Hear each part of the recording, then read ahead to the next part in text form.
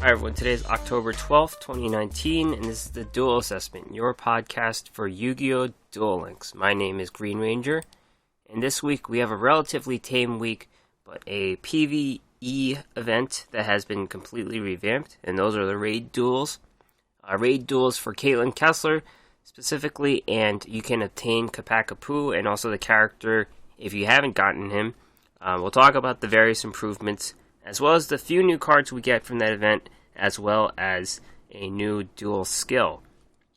What else happened? We have some small things this week. Mission Circuit Card Flipper Campaign, those have some new cards in it. I'm going to go back to the DSOD Farmable Rewards at the Gate. That was a thing that I never really got to go over, so I'll talk about what farmable cards you have from the three characters that are Seto Kaiba, Mokuba, and Scud. We have Esports to talk about some of the new decks that are beating the meta right now. I will speak about this Emergency Battle Phase 2 deck that's pretty cool. I didn't really get into that tournament because I just found out about it right now within a minute ago of me speaking, but I'll talk about what's cool about that one deck. Podcast question of the week, we'll talk about structure deck EXs and my own personal bias against them. Not everyone has that bias. And Doug Dimmadule. Doug Dimmadule is building an Invocation deck with just one copy of Alistair the Invoker. You see decks running with 3 copies of it and just one Invocation. He's managed to do it with one. So if you're free to play, if you haven't gotten to buy through all the cards, I think I still don't even have Alistair the Invoker. I just don't have the gems right now, but this is a pretty cool deck. It involves various spellcasters. There's a spellbook engine, a little spellbook engine, Silent Magicians, Chocolate Magician Girl, the whole shebang. So Doug Dimmadule's section is coming later in the episode. So as for myself this week, I would say it's been fairly uneventful. I moved up 1 rank, so I am in Legend 2 as of last night. And I was playing 2 different Fortune Lady decks. I think first in Legend 1, I was playing Karakuri for some reason. I just wanted to try to see if it would work, and it didn't. And then I switched over to this Counter Trap Fortune Lady deck, which actually runs the Parshaft package. People have been throwing in the Parshaft package into different decks, and it's actually a really strong play because you counter their thing, and then you get a 2600 on the board. But this Counter Trap Fairy Fortune Lady deck, it ran 2 copies of Rebirth of Parshaft, 2 copies of Debunk. I always had Bending Destiny, because I still only have 2 Fortune Lady Calling, and things like that, but then I kept forgetting how to play that. I kept forgetting you had to have a card in the hand to activate Parshaft, so I switched over to this other deck, and this deck is the one I'm currently using, the one that got to Legend 2. The only thing that's really notable about it, it runs Dimensional Prison. I only have 2 of those, so only have it should run 3, but I only have 2. Divine Wrath, very good card. It's a counter trap, but still, I'm not running the Parshaft package, but it's very good in the meta right now. Bending Destiny, of course, is what I have. Shadow Imprisoning Mirror, that was in my King of Games deck, I believe. So it's still, it's less good now. I think there's fewer Dark Reliance, but with Invocation and Alistair the Invoker, it's still pretty good. Powerful Rebirth is a card that is here now. It helps the level. It helps with the synchro plays, and then also a copy of Wall of D. I think that was my budget card, sort of. But anyways, that got me to Legend 2, and then that's the deck I'll still be playing. And as for the PvE event, I actually got all the cards within 2 days. I think I'm not sure if I beat all the events or I got all the cards, but they made many improvements, which I'll talk about. And yeah, it's been low pressure. I'm just doing what I need to do to get the skill chips and whatnot.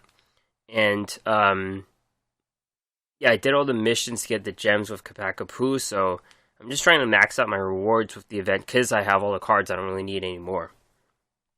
Alright, let's get to Esports. Duel Links Meta Championship Series is going on today. We'll talk about that next week. I'll talk about the emergency battle phase at the end of this.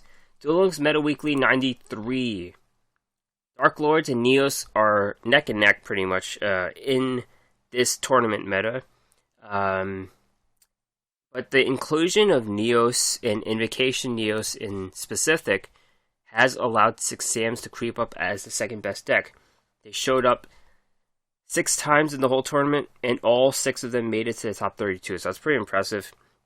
Even the first place deck is a 6 Sam deck, so that opening has allowed 6 Sams to emerge. Unfortunately, these are the third best deck, and everything else is lagging behind. First place, Medzer beat down 6 Sams. So, if you look at this deck, there's something that is very striking. 2 copies of Dojo, which means 0 copies of Anishi in the main deck. And I think this is the first time I've seen that. It's still in the sideboard if you need it, but yeah, he's not there. This deck also has Necro Valley, which we'll talk about later in the sideboard. Otherwise, it's a very conventional deck. You have Grandmaster, 3 copies of Kizun, 1 Kizaru, 3 Fuma, 1 Legendary Secret, 3 United, 2 World Legacy Clash, 1 Powerful Rebirth, 2 Dual Wield, and Wall of D. HCS Scyhemoth is also a card I see a lot in the extra deck. I guess that's the play with Grandmaster, I guess. Second place, Dead Fun beat down Dark Lords. Dark Lord decks pretty much look the same. They haven't really changed much. So this one that didn't change much, what it is 1 Desire, 3 Ixchel, 1 Superbia, 1 Morningstar, 2 Nastin, 1 Tetzalopaka, 1 Ukobak, 3 Banishment of the Dark Lords, 3 Dark Lord Contact, 2 World Legacy Clash, and 2 Sanctified Dark Lord. Third place, Gnaw beat down Invocation Neos, and 21 cards. That's because they added a Lava Golem, so that's a play for them. You got your key engine in this thing. You've got your 3 Alistair Invocation. Keeper of Dragon Magic is pretty much what made this deck where it is right now. Super solid card with the deck. It tutors out your fusion spells. It gets a body in the board. It's a dark for Kaliga, if you ever need to play Kaliga, but it's a dark for him. It's got 1800 attack. It's a really good card. Flip-Flop Frog is still the water here. We're going to see other decks run other waters, but here it is. Bacon Saver, of course. And you get to play around with the back row. That's pretty much the main thing with this deck. 3 World Legacy Clash and 2 Mirror Walls. And third place, Minato beat down Dark Lords. Same exact deck as Dead Fun, second place guys. So Dark Lords are seeing pretty much the lowest innovation in the meta decks right now. The other tournament we're going to talk about is Duel Links Taiwan Weekly 75, and this is the 2-deck format where they have to win with both decks. First place, Snow, translated into Stuffy. This is Beatdown Fusion Neos. So, this is a different deck, actually, and what it is there's no invocation package here, but it's just Keeper of Dragon Magic, a Neos engine, and Hex Sealed Fusion, the Dark Hex Sealed Fusion. And the Dark Hex Sealed Fusion and Magicalized Fusion allow you to play Relinquished. Millennium Eyes Restrict. So it serves as a Relinquished substitute. You can play this really strong Relinquished monster that just negates things and quick effects and things like that, and equips them and, steals them and stuff like that. So Relinquished is really here. And Dark Cavalry as well. Dark Cavalry is possible with the Warriors, that is Elemental Hero Neos, so you just combine a Dark Magician, which the Dark Hex Sealed Fusion will serve as well. So it's really cool that this card has come back to see play, and I wonder if this makes it to the American scene. Right now this is the Taiwanese scene, so very cool addition, because of this Dark Hex Sealed Fusion, which we've had forever. And he also, Snow also played a beatdown Dark Lords deck. This one cut out a monster, so there's only 9 monsters, and they added 1 copy of Hey Trunade. The cutout monster is Morningstar, which is a card we often see cut out. Second place, Core GG. 2 different Dark Lord decks. Beatdown Dark Lords, Posthumous Army Dark Lords. Not much to remark. This guy has a copy of Hey Trunade in World Legacy Clash. In the beatdown version, Hey Trunade is definitely a card that is solid for beatdown because it is such an aggro skill. In the Posthumous Army version, it's a little slower, I guess. It runs Cosmic Cyclone instead of Hey Trunade, so it's the same thing, I guess. Third place, Koichi, Light and Dark Invocation Spellbook. So this deck, you've got 2 copies of Alistair the Invoker and 1 copy of Invocation for those cards, and the rest is basically a Spellbook deck. I think Alistair the Invoker has really stepped into Spellbooks, being a level 4 Dark. Previously, you ran some combination of Breaker, Kaiku, and Magical Something. Kaiku and Magical Something are typically deemed not good enough anymore, and Breaker, there's just a lone copy of Breaker here for back row control. He was always the best one of the Dark spellcasters, and now Alistair has stepped into the place of those cards. And Sealed Tombs, 6 Sam's deck. This is a very typical 6 Sam's deck. Doesn't run any resurrection spells, though, and it does run a copy of Dimensional Prison. Finally, third place, Makoto. Beatdown 6 Sams. This one runs 3 copies of Return of the 6 Samurai, the resurrection spell I just mentioned. They must banish Fuma a lot, because this gets around the Return of the 6 Samurai, destroying whatever needs to get destroyed. And finally, a beatdown Invocation Fusion Neos. This is, again, this one cuts out the Invoked package. No, wait, this one does have the Invoked package. So this one has a little bit of everything. I'll just read this deck because it's very interesting. 1 copy of Alistair the Invoker and 1 copy of Invocation, the bare minimum. And then they're just going to make Coxodus, 1 copy of Coxodus. 1 Gale Lizard, that's kind of like the flip-flop frog, the water monster that fits into Coxodus. 3 copies of Keeper of Dragon Magic. 1, the Dark Hex Sealed Fusion, so this is the one that allows you to make Dark Cavalry or Millenniumize Restrict, just 1 copy. 1 Bacon Saver, 2 Elemental Hero Neos, 3 Neos Fusion, 2 Magicalized Fusion, 1 Cosmic Cyclone, 2 Econ, 1 Wall of D, and then the Spicy's inclusion, 1 copy of the trap card, the Deep Grave. Target one monster in either player's graveyard. During your next standby phase, special summon it. So this allows you to use those cards again.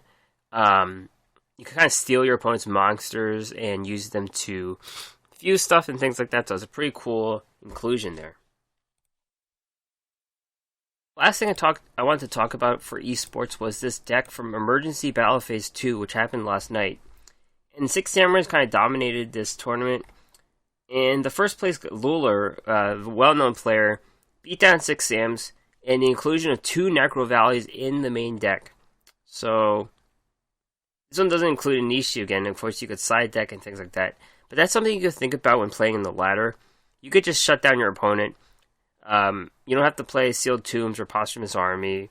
Just play Beatdown, and then you run 2 Necro Valleys and you're golden. So I guess, of course, you have to get 2 Necro Valleys. You only have 1. That could do the trick too. So, I don't know, it's just something to think about. Alright, let's finish up with the tier list update. Dark Lords and Neos. Neos has been promoted thanks to the Invocation inclusion of Neos. So this is, not just Neos with the old Desperado Battle Dragon anymore. It's the Invocation version. Tier 2, we have 6 Sams, Spellbooks, and Desperado. Desperado has been dropped down pretty much because the Invocation package is taking up the spot. We're going to see some stupid thing, I bet, with Invocation and Desperado. Someone on ladder is going to face that probably. It's not going to work out well. Third, Tier 3, Fortune Lady, Triamids. These are less consistent decks. Fortune Lady, it's fine for ranked. I mean, you just run your head against the wall, you lose some because you do your math wrong or you play the cards wrong or something, but I feel like Triamids are really good. I don't know. I always have a hard time against them, but they're both the Tier 3 decks. And they've removed Gravekeepers and Invoked. Gravekeepers never really had a chance, I think. They're fun to play, and Necro Valley is a really good card, but I don't know if the cards do too much at this point. Invocation has been removed just because this is the pure invoked version, and we are seeing the version with Neos pop up the most. So now it's time to talk about the main PvE event for this week, Raid Duels Capac Kapu, and what I call it is Raid Duels Revamped, because they've really improved the event. They went out of their way to improve this event, I feel like.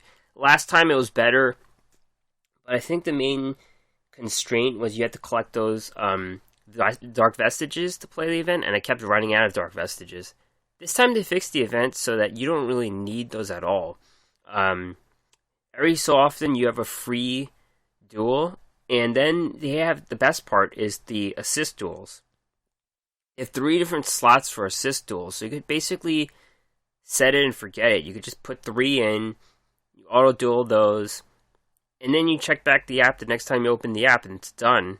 And then you get your reward, and then they have rewards for the assist duel. So definitely use those to get your skill chips every day. They're giving out like 3 skill chips every day if you beat the guy 5 times, so definitely really good. Turbo duels have been revamped. Sometimes they put out the monster on the board. They put out the synchro monster on the board for you already, so you save some time there. And overall it's just been better. I think the way you don't really need those dark vestiges anymore to play the event. I think that's the best part of the event. And I was able to get the cards within 2 days, I think. The last card I was missing was the Summon Skull card, and eventually I did get that. So, definitely saved me my time. Make sure you do those missions to get all the gems, so you have to play with a Capac Kapu. I think what I did was I put it in a 6 Sam deck or something, or a Vampire deck, some deck that you're able to get some monsters on the board really fast by special summoning, and then you can hit them with the Capac Kapu. Yeah, auto duel works fine for those. Let's talk about cards. So some cards are repeated. 100 Eyes Dragon, I already have 3 copies of those. Capac Kapu, you can obtain that card for the first time. The new cards, Infernity Force. This is a trap card, SR. Activate only when an Infernity monster is selected as an attack target while you have no cards in your hand. Destroy the attacking monster and special summon 1 Infernity monster from your graveyard. So this card is very it's situational in multiple ways. So, Infernity monster has to be attacked. You have to have no cards in your hand. You have to have an Infernity monster in the graveyard. So, those are all the situational factors. And then it could be played around multiple ways. They could use a weaker monster to attack.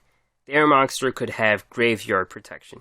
They could banish you. So there's a lot of things wrong with this card. I think a better card than this is Dimensional Prison.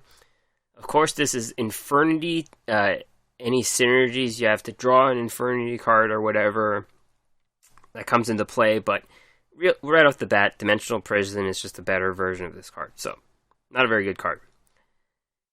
The new card that has some utility outside of Infernities is the new Summoned Skull, Archfiend's Call. It's a Synchro Summoned Skull. It's a level 6.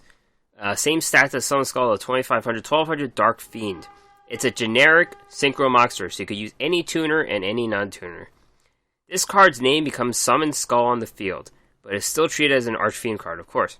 Your opponent cannot target any Summoned Skull you control with effects. If this Synchro Summon card you control is sent to the graveyard by an opponent's card, you can special summon 1 Summoned Skull from your hand, deck, or graveyard. So this card on its own, it's basically a Summoned Skull with 2 lives. And the levels, it's a level 6 Synchro Summon, so it competes with other level 6 Synchro Summons. And typically what I found with level 6 is a utility slot. They're not too strong, they're not too weak. Like level 5s are kind of weak. Level 4s are kind of weak. Level 7s are kind of the power players, and 8. So they're somewhere in the middle. And the most common ones I see, HTS, Psyhemoth, White Aura, Dolphin, Hyper Psychic Riser, Stardust, Charge Warrior. This one has more attack than all of them, White or Dolphin gets points for doing like a mirror wall, so it gets less than that. HCSI Hemoth, very popular for banishing things. I personally don't like it banishing itself, but sometimes that's the play, and that's why it sees play. Hyper Psychic Riser's a lockdown card, Starter's Charge Warrior. I guess it becomes 2,500 and it helps you draw a card. It's not too bad. But Archfiend's Call is decent when you have to keep the body on the board. This guy has 2 lives already, so he gets destroyed. He gets sent to the graveyard, destroyed by effect. Anything but banish. He'll come back. And then you'll have this, the 6-star on the board, and then let's say I'm playing Fortune Ladies. I'm going to play my Fortune Lady past the next turn, and then I'm going to have a level 7. So this is why I put that into my deck. Of course, Summon Skulls have weak defense. Who cares, I guess. 2,500 is not too bad. It's sticky. I like this card. And this is better in a more dedicated, Archfiend, Summon Skull thing, but I think it's good enough to see some play in the level 6 slot. That's why I have it in my deck. Alright. So then we get one more dual skill. We haven't gotten this skill yet because it unlocks tomorrow. But it's called Fleeting Hand. Can be used when your life points are at least 2,000 less than your opponent's. Return 1 to 3 cards to your hand to the deck. Then apply these effects based on how many cards. If you return 1, place 1 Infernity Archfiend on the top of your deck from outside your deck. That seems kind of useless. 2 cards. Play 1 Infernity Necromancer from outside your deck. Okay. 3 cards. Play 1 Infernity Launcher face up from outside your deck. So basically what you're doing is you're doing 2 things. You're lowering your hand count, which is good for Infernities. That's what they do. And then you also get a free card from outside your deck. The first one seems kind of useless because you're not really getting a free card. You're getting one put on top of your deck. But the other ones seem kind of useful. And the thing to note about this is you have to have less life points than your opponent, which makes me think you have to run things like Mirror Wall or Cosmic Cyclone to get you to that point. Alright, so now we're going to move on to the podcast question of the week. And this was a bit of a thing I thought about at night because I forgot to post the question of the week. But basically, are Structure Deck EX exclusive cards a problem in Duel Links? And this was kind of precipitated by the inclusion of Structure Deck EX cards since their inception. It all began with the Silent Magician deck that at first you could not buy at all with gems. And then they made it so you could buy these decks with 1,000 gems and then you pay money. So I've noticed that with the Keeper of Dragon Magic in specific, that was the main chase of the Chaos Structure deck that came out. And the really good Invocation decks run 3 of those. So I was wondering if it was a problem. The choices were yes, buying 3 copies is too pay to win. 40% of respondents said that was the problem. Yes, all decks start to look the same. 14% said that. No, you can play other cards. 31% said that. No, you should pay for the best cards. 14%. So most people are they're torn between the Structure Deck EX being too pay to win, and other people say they're not a problem at all. Let's get some tweets from the community. Pro Benchwarmer, who has the Inner Duelist Monologue podcast, the other podcast for Duel Links, check him out. He knows a lot more about TCG cards. That's the main difference. Well, we talk about different things, but that's the skill set he has that I don't. So if you come from that TCG background and you like these insights, like, oh, this card's going to come to Duel Links, check him out for sure. Why didn't I think about this question? But they may be overwhelming, but you don't have to play the new EX cards to remain competitive. They are more pay to play, basically. So Pro Benchwarmer says there's plenty of other options to play in Duel Links, and then you don't really need those cards, but if you want to pay for it, then you have the luxury of playing those cards. Average Gatsby. Most of the time, all you're getting is a consistency engine for other decks, aka buy more packs. Even still, I don't feel like it's nearly as whale to win as some mini box sets have been. And even still, a couple of free-to-play decks have had their times to shine in the meta, and still do, to be honest. A very good discussion they had on this thread about engines. Pro Benchwarmer talks a lot about engines. I sometimes refer them as packages. I have a really poor card game skill set. I come from the Hearthstone. That's how I learned how to play digital card games, frankly, from Hearthstone. But Anyways, the sometimes I get obscured in the fact that it's cheaper to buy the structure decks than the mini boxes or the boxes. I think it's personally more fun to open up packs and get something random, but then that more fun gambling factor doesn't equate to economy. So sometimes that is the way to go. And I personally am biased, not having bought structure decks in the real TCG when I was a kid. I had to buy booster packs, so that's kind of the problem here. Shiny Sophion. It's actually a good thing for new players that are willing to put a bit of money into the game, as opposed to buying out a box multiple times to maybe get the cards you want. That being said, I'm a whale, so... Okay, so yeah, same thing I just talked about. It is a little bit of an investment, so it's just getting past that point that you are paying a little bit of money. Personally, I mitigate this. I talk about this a lot. I mitigate this by using an Android phone that has the Google Opinion Rewards app. And the Google Opinion Rewards app is like if you go to a store or a restaurant, or you pass by a store or a restaurant, typically they know if you're in the store because you're in there for a bit, and they're spying on us and all this stuff, and they know if you bought stuff. But basically, you say if you went to the store, you have the receipt, if you paid money with a credit card or debit card, and they give you free money to buy apps and things. So I personally have made $52 from Google Opinion Rewards, and I've used this for Duel Links, frankly. So this is my way of paying for things, even though I'm getting free money. So if you have an Android phone, definitely check out Google Opinion Rewards. All right, the ad is over. Google should pay me more for this ad, but anyways, let's get back to the podcast question of the week.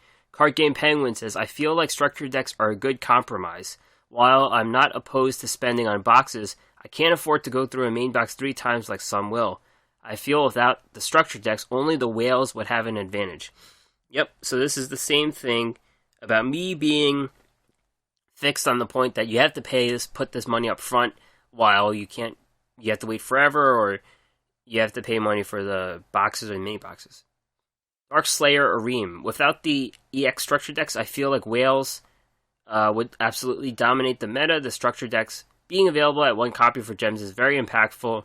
You can get a strong, consistent deck for like $5, as opposed to the several hundred you'd need to invest for a box. Echoing the same point again. And Gas Station Gyoza will end it. I think that EX structure decks are a nice addition to the game. I don't mind blowing $20 every couple months on guaranteed cards. Yeah. So overall, everyone agrees or disagrees with me that EX structure decks are a good thing for the game. Of course, it's me getting past my own obstacle of paying a little bit for a card that, and also my own personal thing of liking to buy booster packs and liking to see what I get, and it being inefficient at the same time. So maybe in the future I'll consider getting more of this, or spending money. Actually, it's not like I'm not making money, and I guess I'm too cheap. I guess that's the issue. But yeah, so I guess I'll drop this issue for now. I'll always have a personal bias against ES structured decks, but and of course there's other cards to play. That's another point. Like, I don't have to play those cards. So yeah, that's all I have to say about the issue for now. And thanks for everyone for participating and putting their voice in. I will have a question of the week. Hopefully I'll think of something better next week, and hope you participate then. Moving on, we're going to get to some odd and end cards here. We're getting some cards from the Mission Circuit. One new card from the Mission Circuit, actually. And it's following a theme. This is another Sherry LeBlanc card from 5Ds. That isn't really a card. They're kind of like the bootleg Noble Knights. They're a worse version of Noble Knights, but they are kind of synergy with them, or Sacred Knights, I don't know what you call them. But anyways, this is the Horse of Floral Knights. Level 3 Beast, 400, 800. When this card is normal summoned, you can add 1 Sacred Knight Spear Holder or 1 Polymerization from your deck to your hand. So this is a weird card. You get to tutor 2 cards, 1 or 2 cards. Sacred Knight Spear Holder helps you tutor a equip spell. So this is mainly for Polymerization. You get a free polymerization. You don't have to tribute this card. This card is a wind beast, so think about anything you make with the wind beasts.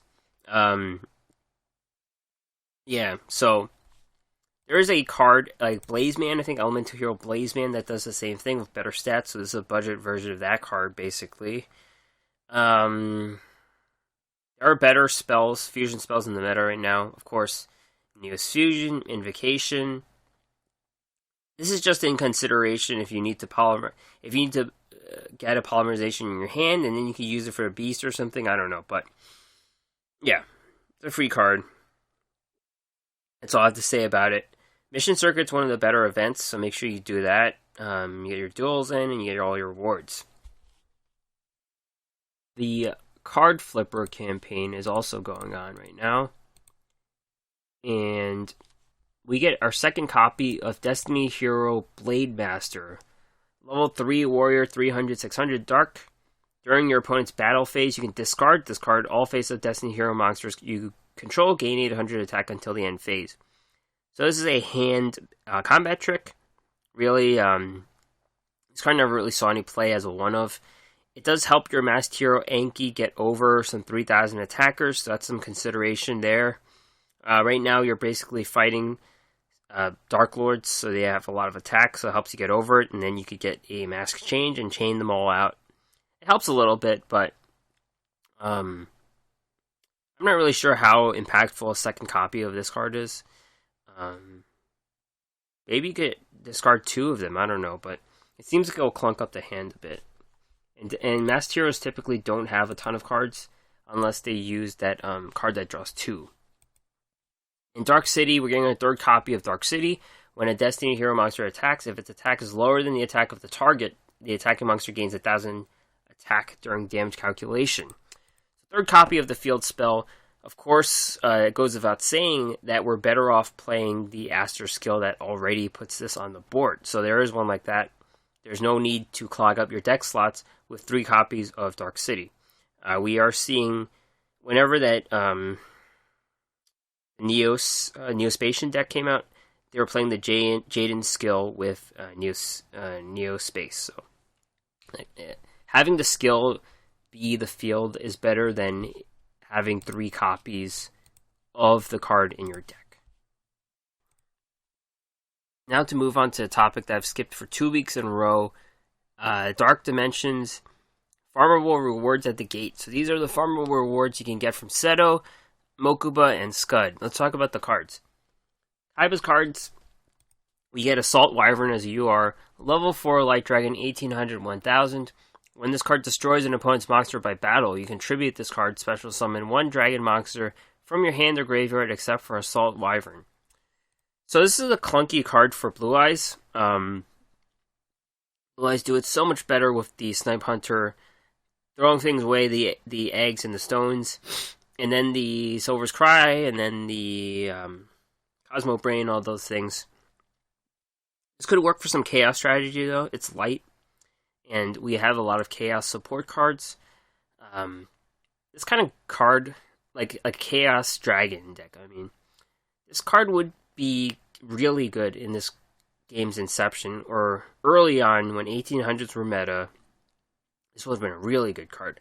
But they waited till now where it's borderline unplayable and kind of fitting into a fun deck than a good card. That's where it stands right now. Crystal Dragon level 6 Light Dragon 2500/1000. Once per turn during your battle step, if this card battled this turn, you can add 1 level 8 dragon monster from your deck to your hand. It has to get credit for battling, so I guess that as long as the position doesn't change, it could get defeated in a battle, I guess, and then you could... I'm not sure if it can get defeated in a battle, or could hit something in defense mode, I don't know what, but it can tutor Blue Eyes to the hand.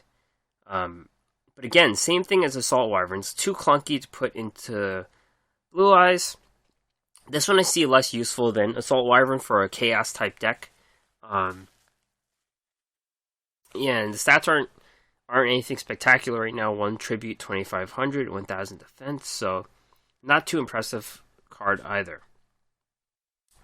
And then an SR Dark Sacrifice trap card. When your opponent activates a card or effect that would destroy a card in the field, negate that effect, then send one level 3 or lower dark monster from your deck to the graveyard.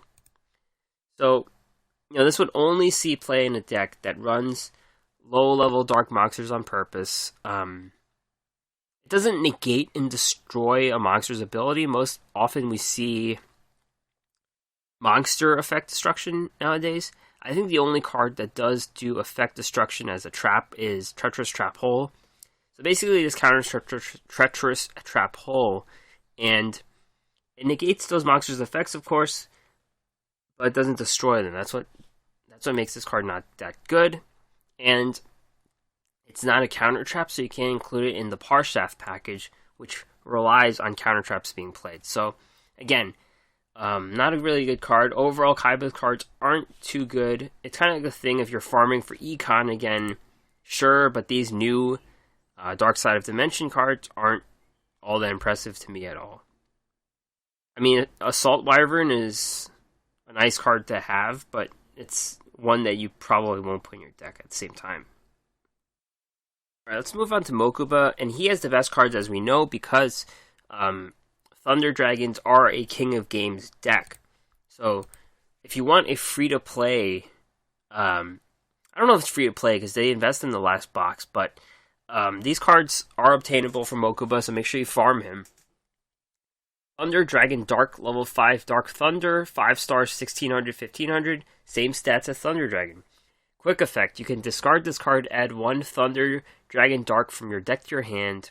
If this card is banished, sent from the field to the graveyard, you can add 1 Thunder Dragon card from your deck to your hand, except for Thunder Dragon Dark. You can only use 1 Thunder Dragon Dark effect per turn, and only once per turn. So basically what this card is the goal isn't really to use this card to attack or defend, because it's really bad in those regards, but it's a card you throw away, you tutor another one of this card, you special summon one from the graveyard, or you banish it from the graveyard, and then you get another card. So basically this is a card advantage card. There's some internal synergy with the Thunder Dragon cards, so this is a really good card because you can get 2 cards. It's not about the stats, it's about getting 2 cards. Thunder Dragon Matrix, level 1, Light Thunder, 0 attack, 2000 defense. Quick effect, you can discard this card, target 1 Thunder monster you control, it gains 500 attack. If this card is banished or sent from the field to the graveyard, you can add 1 Thunder Dragon Matrix from your deck to your hand. You can use 1 effect each turn, and once that turn. So, a little hand combat trick, modest boost to 500 attack. These guys are pretty understated themselves, so it does help them get over some monsters. You can tutor from the deck, thins the deck, and there's the internal synergy. We could just banish it or whatever to do that. So, again, pretty solid card. Here's a trap card, Thunder Dragon Discharge, continuous trap. The activation of your Thunder Dragon's monster's effects cannot be negated. Once per turn, if a Thunder Dragon is normal or special summoned to the field, you can target 1 spell or trap on the field, banish 1 Thunder Dragon from your deck. If you do, destroy that. Very good card for the archetype. It prevents those counter effects from happening. So there's a lot of counter traps now that prevent those effects from going off. You summon a monster, you special summon a monster, back row control, so it's continuous back row control. And then you banish the monsters. You banish the monsters and then you get their abilities going off. So a lot of internal synergy here as well. The last card that isn't a Thunder Dragon is Dragon Manipulator. Level 3 warrior, 700, 800. Flip effect. Take control of 1 face-up dragon monster on your opponent's side of the field until the end of the end phase. So this would be a really good card in the meta if everyone was still playing Blue Eyes and Red Eyes. I think there was a meta where that was happening. And it's only going to be a tech card if that happens again. So if there is a Dragon Apocalypse going on in Duel Links, we have Dragon Manipulator to help control that. Hopefully you could use those monsters to synchro summon and waste them somehow, but this would only be a tech card if that were to ever happen again. So overall, Mokuba's cards are definitely worth farming if you are interested in playing Thunder Dragons. And the last player's cards are Scud. The most useless cards in this set. Tyrant's Tantrum, continuous trap, activate by tributing 2 monsters. Your opponent cannot activate a spell card unless they also send a spell card from the deck to the graveyard. This is a disruption card. It's not hard to pull off with tokens, and it doesn't seem too devastating in Duel Links because a lot of decks do run 3 copies of spells. Invocation is a card that it does counter because it only run 1 of it, but then they also have like Neos Fusion and things, they could throw it away. I don't think there's a deck that it really does counter where they're saying they're running one spell card or whatever, so this is a disruption card. Maybe we'll see it play in some stall deck where they're trying to bore you to death. Maybe. I don't see it though. Soul Tiger is a vanilla Earth Beast, 4-star, 0 attack, 2100 defense. This is a very outdated version stall card. Stall card in the beginning of the game. Just ran high defense monsters and things, and it doesn't have any offensive value either, so there you go. Not much to say about Soul Tiger. Minar, level 3, Insect, 850, 750. When this card is discarded directly from your hand to the graveyard by an effect of a card controlled by your opponent, inflict 1,000 points of damage to your opponent's life points. So this would be devastating if there were cards that actually did this, but there aren't. Hand discard is very rare nowadays. So, I don't see how they could pull this off. In the event that it happens where hand discarding and hand disruption becomes a thing, sure, this will see some play as a tech card, but I don't see this happening. And usually it's random. Usually they discard a card by random, and yeah, I don't see it happening. It would be good if it did happen, but I don't see it happening. And the last card is DD Trainer, level 1, Dark Fiend, 100 attack, 2000 defense, vanilla. This card gets credit for being a 1-star with a lot of stats. It's got a lot of defense. Usually these high defense monsters are 4 stars, 3 stars. This one's just 1 star. Maybe there's a play where you have some niche use for this. There's sometimes you manipulate the levels, you transform it into something else. Maybe there's a play for that, being a level 1, but still, this is on the outside looking in, being just a vanilla 2000 defense monster. They're not doing much anymore. Alright, that's all I have to say now. It's time for Doug Dimmadule. He has a very cool deck here for anyone who is budget like me. It's a budget Invocation Spellcaster deck. And a notable thing about it is it only runs 1 copy of Alistair the Invoker. So, if you're on a budget, if you're still buying through the box and trying to get through some duels with just 1 copy of Alistair the Invoker and play Invocation, here's the deck for you. So check out Doug right now.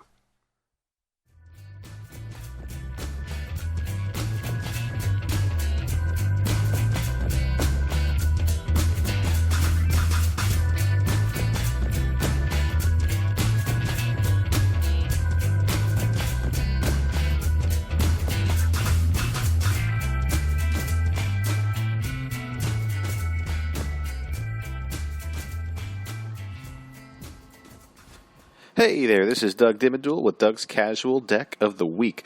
This week I'm going to do something a little bit different. I want to add some consistency to getting the Invoked engine going and going quickly. I'm still running this deck with only 1 copy of Alistair the Invoker and the Invocation spell card. I only got 1 of each. And boy, the gems are running low because I've already maxed out all of my characters, and looks like Doug is in a little bit of trouble here. Might have to reach into the heart of the credit card. But because of my limitation to only 1 Alistair the Invoker, I decided to try and make things a little more consistent, so naturally I went with the Light and Dark skill with Loomis and Umbra. As long as it's the same type and same level, you could swap out a Dark or Light monster in your hand for one of the same level and same type. So essentially what I'm trying to do is run a lot of Light spellcasters and very few Dark spellcasters, but Alistair the Invoker is the Dark spellcaster that's level 4 that I want to go for. So what's a level 4 Light spellcaster? Well, you should know this. It's Silent Magician. Silent Magician, you already know. She's in that paywall EX structure deck there. So if you're not pay to play or pay to win, then there's other ways you could do this. There's plenty of other level 4 light spellcasters, but there's an opportunity here. So I'm running Silent Magician. So the other light spellcaster I run are the 3 copies of Lila Lightsworn Sorceress, level 4 spellcaster. You could target 1 spell or trap card your opponent controls. This card's battle position cannot be changed until the end of your next turn. Also, change this card from face-up attack position to face-up defense position, and if you do, destroy that target. Once per turn during your end phase, and the top 3 cards of your deck to your graveyard. This could come into play pretty well if it has some graveyard fodder for your invocation spell, so that could work out. But then what I do, just because I'm trying to keep things really spicy, and I'm looking for a water monster in order to get my invocation play into invoked Cositis. I don't know how you pronounce that. Cositis.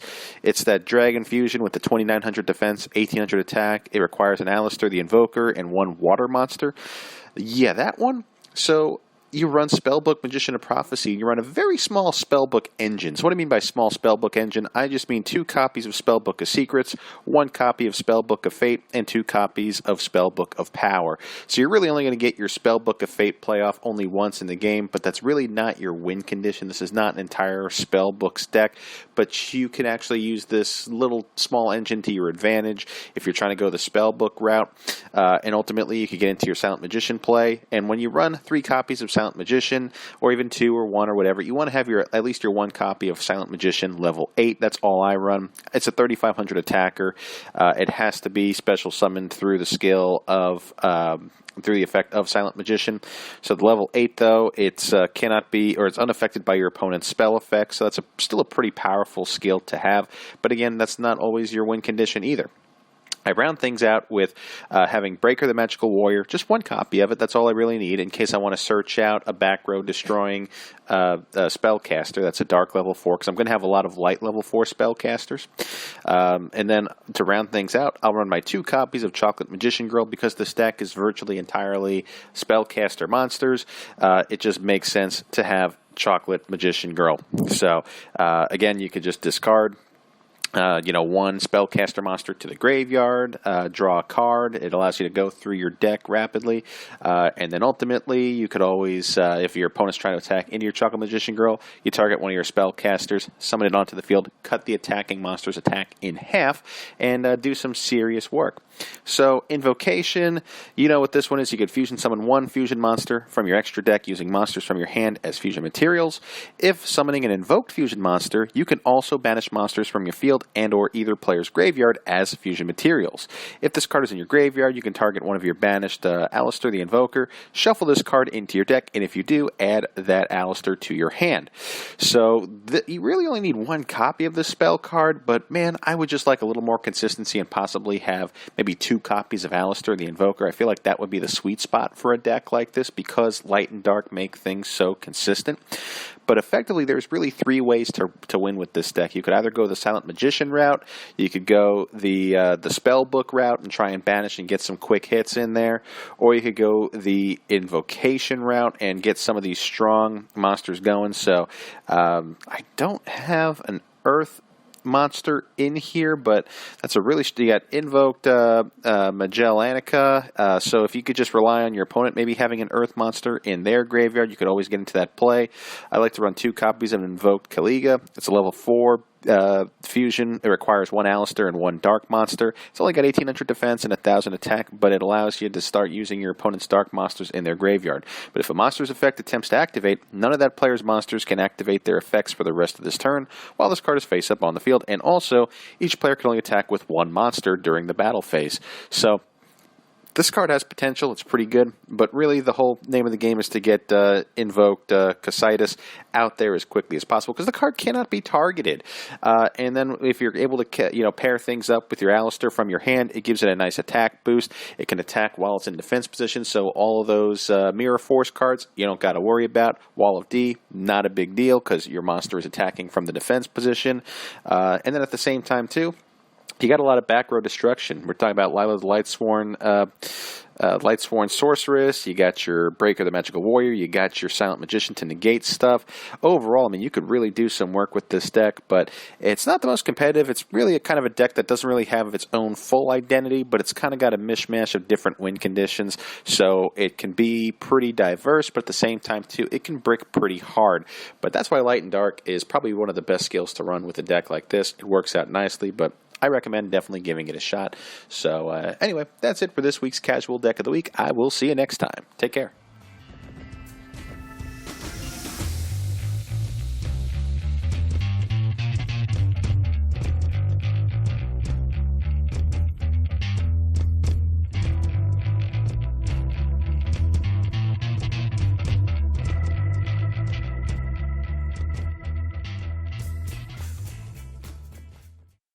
Alright, thanks Doug, and you can check out Doug Dimmadul on Twitter, Yu-Gi-Oh! Deck Talk, and also on this podcast every week with his Casual Deck of the Week. So we're going to wrap it up with upcoming news.